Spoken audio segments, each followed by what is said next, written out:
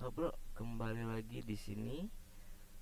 Nah, di hadapan saya ada laptop HP 14 DK 1025 WM ini.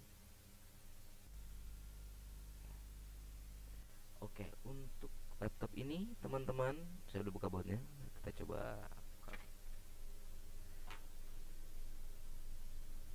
Di sini ada slot RAM atau memori yang kosong. Dia DDR4, PC 2666 V yang kosong slot 1. Terus di sini ada SSD NVMe yang nganggur. Kalian bisa upgrade di sini, teman-teman. Oke. Di sini ada chip WiFi, fan, baterai dan slot keyboard.